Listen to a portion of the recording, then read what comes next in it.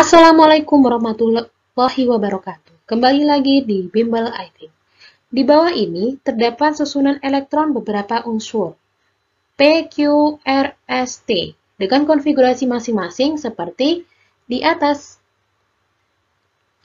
Berdasarkan susunan elektron di atas, maka unsur yang paling mudah menjadi ion positif adalah, kita tahu bahwa ketika suatu unsur menjadi ion positif, tandanya dia melepas elektron. Karena pada awal netral suatu atom itu, dia muatan positif sama dengan muatan negatif. Jika muatan negatifnya hilang dikurangi, maka muatan positifnya lebih banyak. Sehingga unsur tersebut menjadi ion positif. Nah, untuk unsur golongan berapa aja dia yang cenderung menjadi ion positif, yang perlu ditekankan adalah ketika logam gitu, cenderung untuk melepas elektron.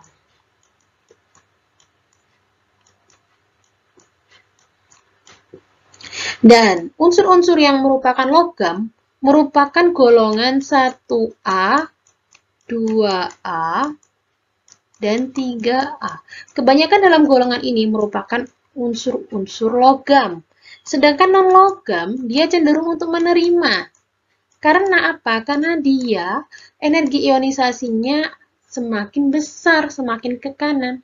Sehingga dia susah untuk melepas elektron. Tapi dia mudah untuk menangkap elektron.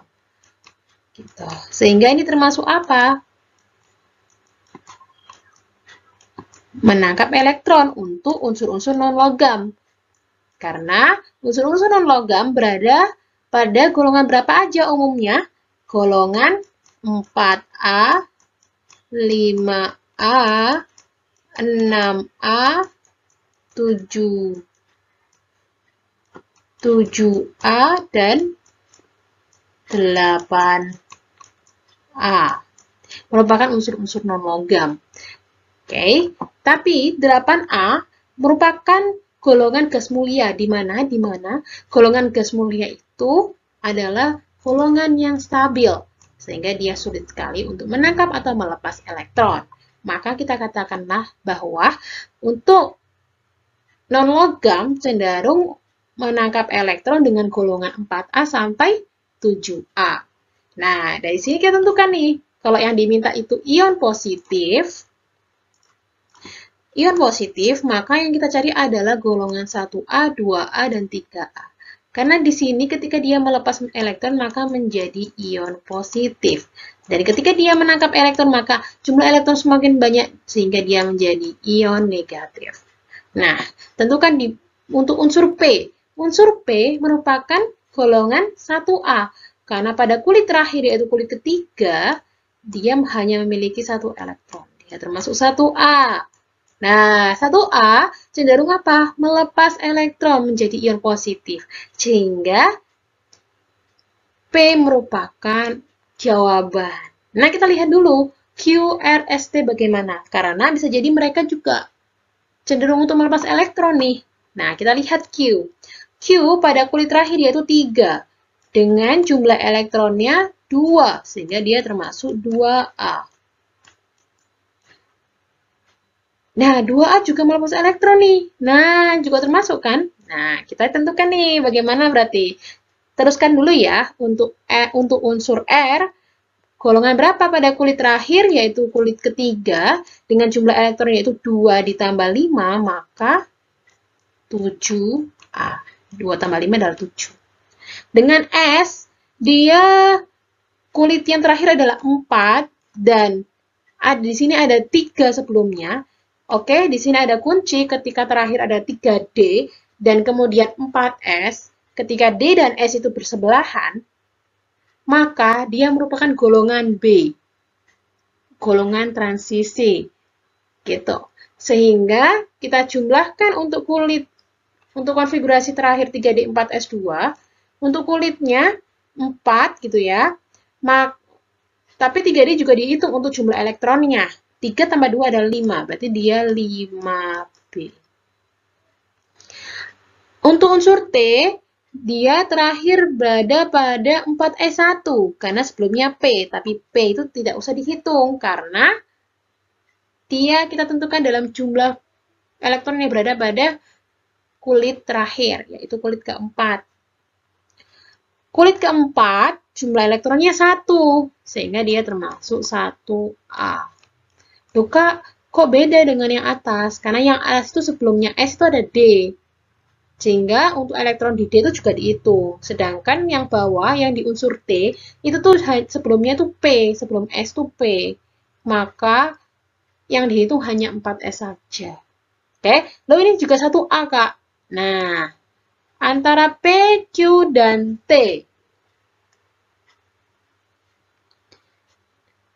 Kita bisa tentukan yang mana yang paling mudah untuk menjadi ion positif. Nah, oleh karena itu kita bisa lihat nih, untuk golongan sama-sama 1A atau 2A. Nah, kita tentukan ya, jika dia dalam satu golongan, mohon maaf, salah, jika dia dalam satu periode kan beda-beda golongan ya, 1A, terus urutannya itu 2A, kemudian 3A, sampai di sini ada 7A, gitu ya. Nah,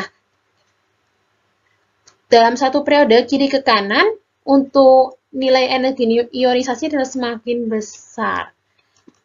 Jika dia semakin besar, maka dia akan semakin sulit untuk melepas elektron. Sehingga kita tahu bahwa golongan 1A adalah paling mudah untuk melepas elektron. Karena energi yang dibutuhkan itu kecil untuk melepas elektron, sehingga cuma butuh energi dikit aja udah lepas tuh elektron. Berarti untuk Q kita coret, bukan opsi yang benar. Karena yang ditanya adalah paling mudah. Sehingga antara P dan T. Sekarang P dan T sama-sama 1A, sama-sama golongan 1A. Bagaimana cara menentukannya? Energi ionisasi dari atas ke bawah, dia semakin kecil. Kita tahu P itu periode 3 golongan 1A. T itu periode 4 golongan 1A. Berarti yang P itu di atas, T di bawah. Karena ini kan periode 3, ini periode 4 gitu ya. Gitu. Berarti untuk nilai energi ionisasinya semakin kecil T. Oleh karena itu,